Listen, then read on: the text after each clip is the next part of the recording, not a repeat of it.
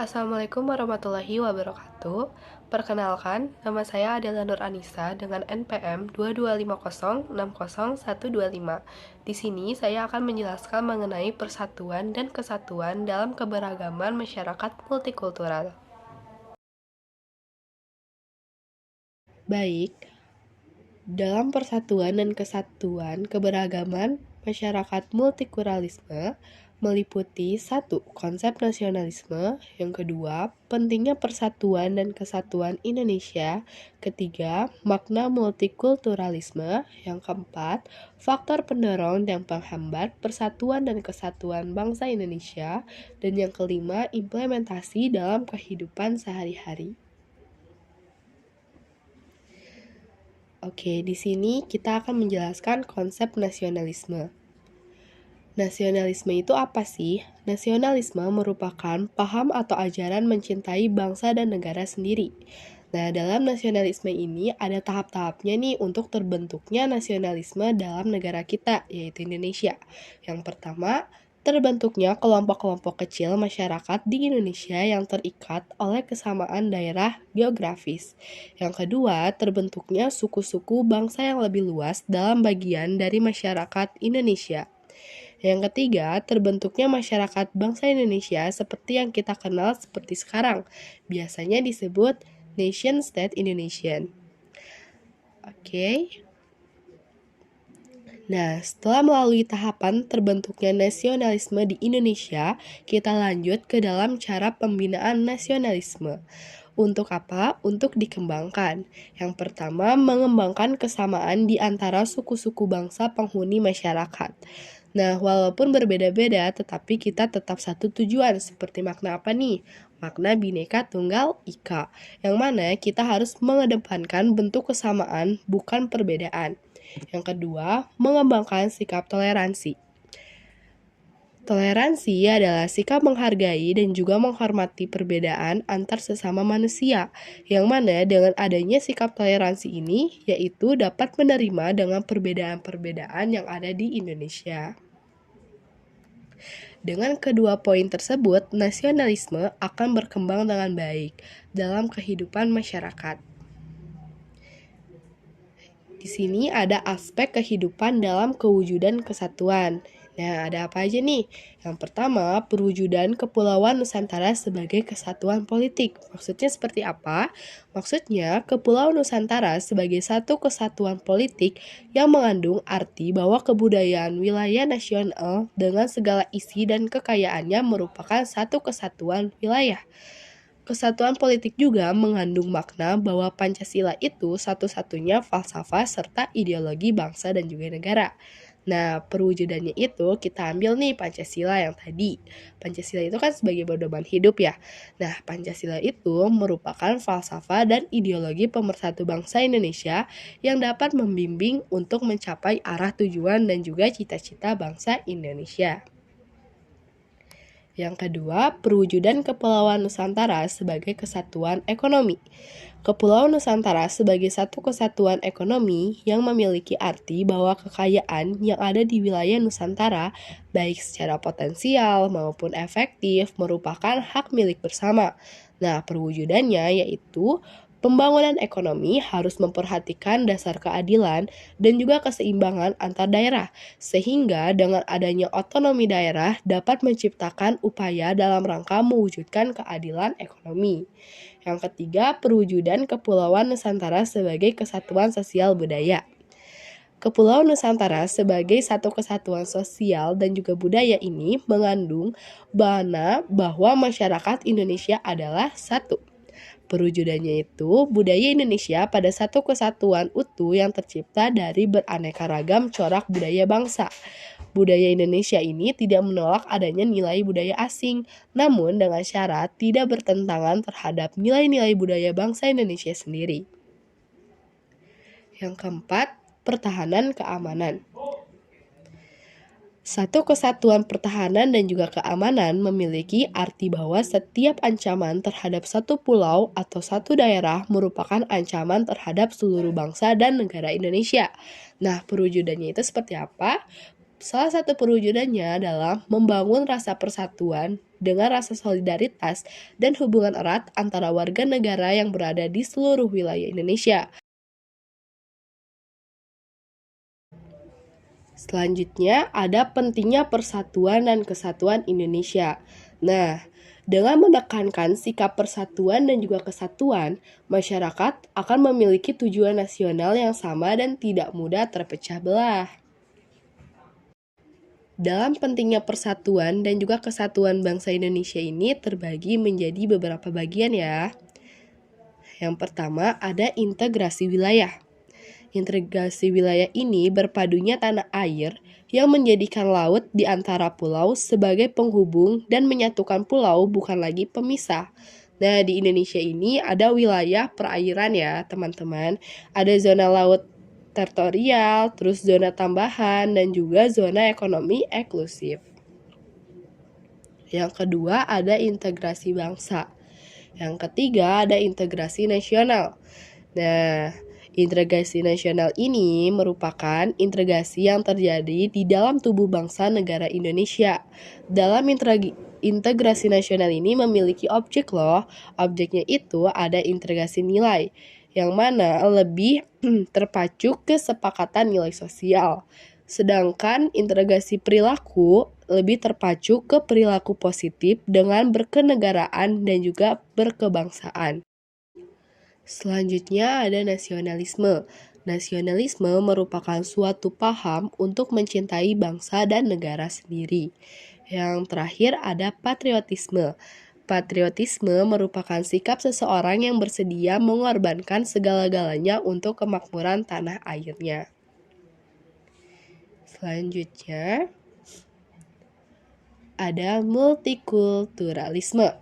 Maknanya adalah multikulturalisme merupakan suatu ideologi atau paham yang mengakui adanya perbedaan.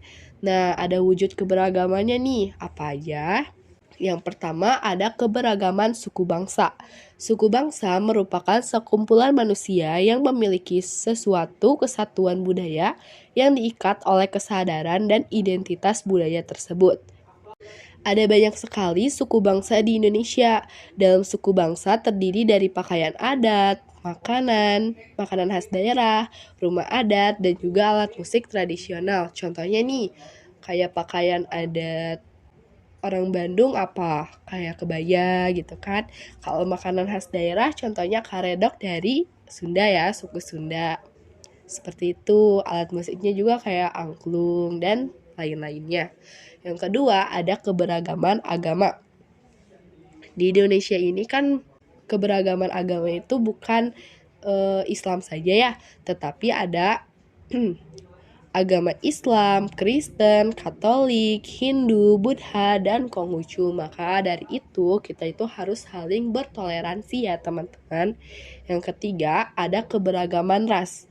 Ada banyak penyebab dari tersebarnya berbagai jenis ras di seluruh wilayah di dunia, termasuk negara kita, Indonesia.